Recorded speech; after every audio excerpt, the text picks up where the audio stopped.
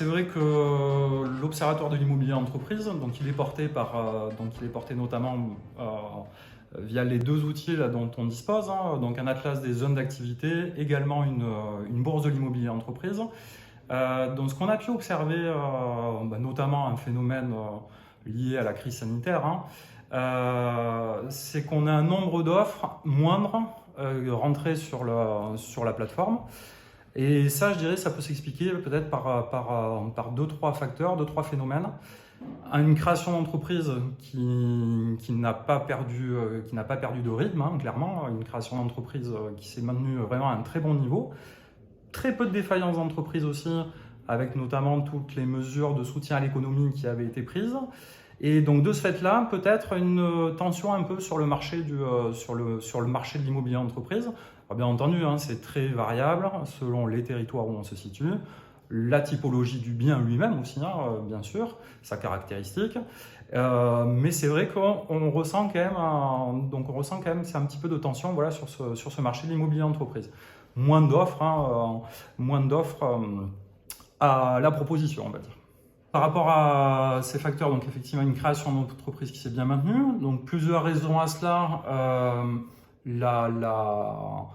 Ni plus ni moins les projets qui étaient déjà lancés, donc avant la phase Covid, bien sûr, des porteurs de projets nouveaux qui sont arrivés dans une phase plutôt de réorientation professionnelle, de réorientation de projets de vie, donc également, et qui bénéficient, eux, pour partie de plans de mesures liés à leur licenciement. Et puis donc également des projets, des porteurs de projets que l'on avait déjà, hein, bien entendu, qui sont un peu dans l'optique plus facile de trouver un client qu'un emploi, et donc effectivement qui créent eux-mêmes leur propre activité. Alors, on a des spécificités effectivement sur les centres-villes qui sont liées à peut-être un autre facteur qui est une réappropriation des centres-villes par les investisseurs privés notamment. Voilà, ce sont des investissements financiers, hein, qui sont faits. Bien entendu, quand il y a un local commercial qui se retrouve en rez-de-chaussée, le local commercial est intégré, même si ce n'est pas l'entrée de l'investisseur financier, hein, clairement. Voilà. Et ces investisseurs financiers profitent aussi de tous les programmes de rénovation énergétique, action cœur de ville, politique de la ville, quartier prioritaire. Voilà, toutes ces mesures en fait, hein, qui permettent de pouvoir sortir des produits avec des coûts réalistes, raisonnables, hein, sur le marché. Voilà, ça permet cette rénovation des centres-villes. Donc ça, c'est un cas un peu particulier des centres-villes. C'est assez marqué sur Foix d'ailleurs, hein, quand on parle de vacances commerciales à Foix, on a un taux de vacances commerciales entre 5 et 8%. Donc quasi incompressible en fait, hein. Donc c'est vrai qu'une personne qui recherche à s'installer, à installer une activité commerciale à Foix, ça devient de plus en plus compliqué. Voilà.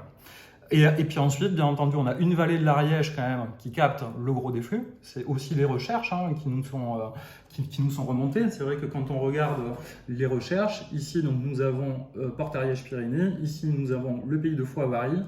Voilà, quand on fait le cumul, plus de 50% des recherches des personnes, hein, donc effectivement, on porte sur cette entrée de la vallée de l'Ariège. Les Ariégeois investissent. Oui, en partie. Alors là, j'ai pas de données précises, hein. C'est vrai que là, il faudrait étudier la globalité.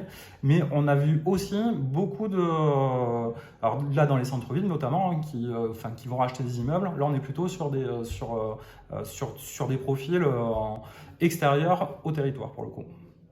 Une situation plutôt positive, voilà, avec un signal vraiment favorable, hein, donc on va dire, à confirmer, bien entendu, hein, c'est une tendance récente, nouvelle. Voilà, il faudra voir que sur la durée, justement, ça se pérennise. Et puis vraiment un signal, encore une fois, encourageant pour l'économie. Et avec des porteurs de projets dont le profil a un petit peu évolué aussi de ce point de vue-là.